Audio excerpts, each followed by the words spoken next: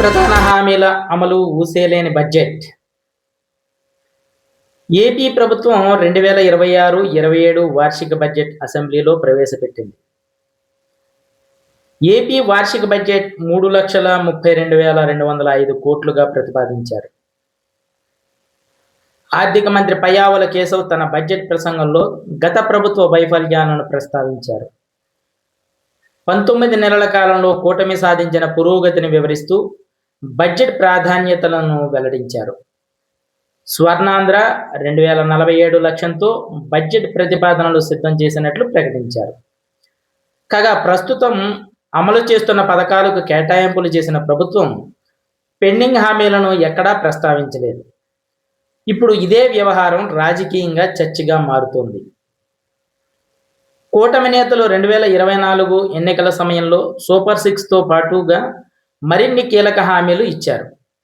అధికారంలోకి వచ్చిన తర్వాత సూపర్ 6లోని 4 ప్రధాన హామీలను అమలు చేస్తున్నారు. ఈ బడ్జెట్లో ఆ పథకాలకు నిధులు కేటాయించారు. మరో 2 పథకాలతో పాటుగా కీలక హామీ పైన ప్రకటన ఉంటుందని భావించారు. అయితే వాటి ప్రస్తావన ఎక్కడా చేయలేదు.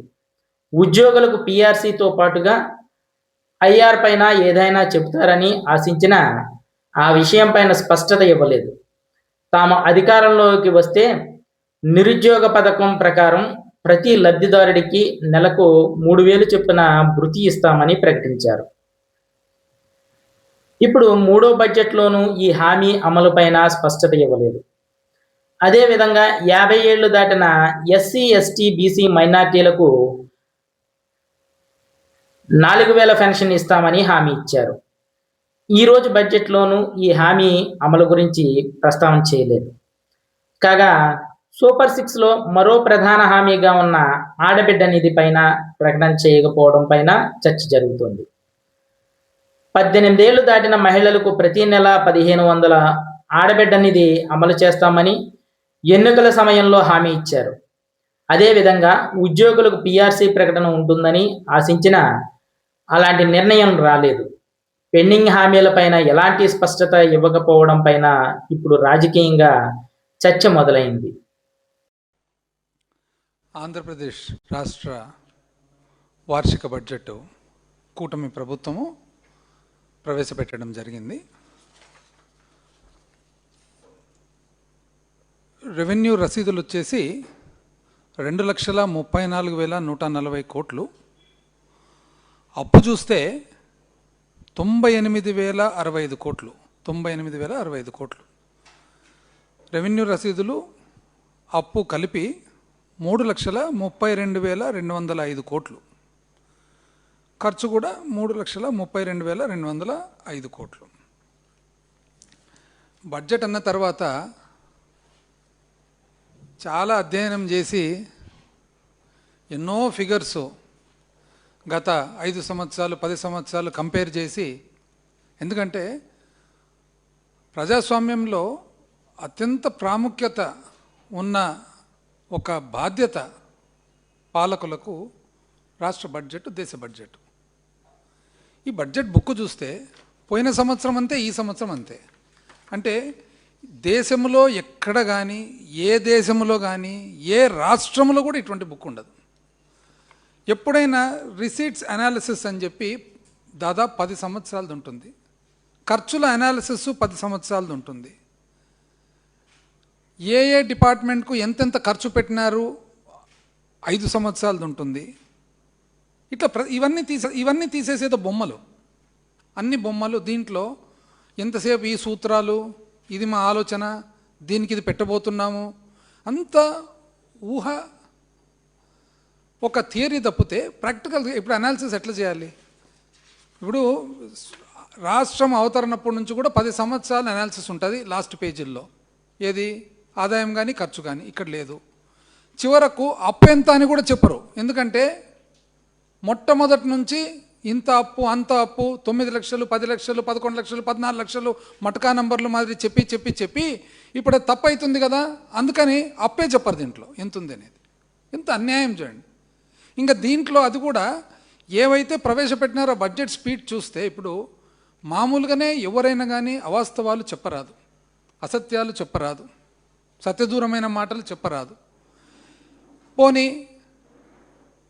అసెంబ్లీ సాక్షిగా అస్సలే చెప్పరాదు, ఎందుకంటే యూఆర్ ఆన్ రికార్డ్. మామూలుగానే చెప్పకూడదు, కానీ అసెంబ్లీ సాక్షిగా అది పెద్ద అసలు నడుగుతుంది, నేరం కింద అది. అందుకనే ప్రివిలేజ్ అనేది ఉండేది మోషన్.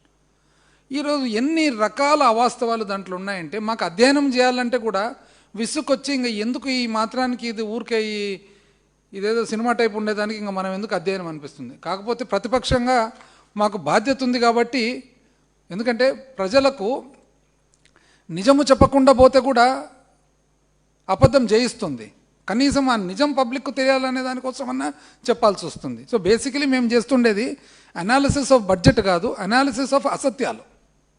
ఏవేవి అసత్యాలని చెప్తాను నేను. ఇప్పుడు గత ఏడాది ఎంత చూపించినారండి? ఆదాయం వచ్చేసి 1,28,126 కోట్లు. ఎప్పుడు 2025-26 బడ్జెట్ గాను బడ్జెట్లో వాళ్ళు ఎంత చూపించినారు? 1,28,126 కోట్లు. కానీ సవరించిన ఆదాయం, రివైజ్డ్ ఎస్టిమేట్స్ అంటారు, సవరణ ఎంత చూపించినారు ఈ బుక్లో?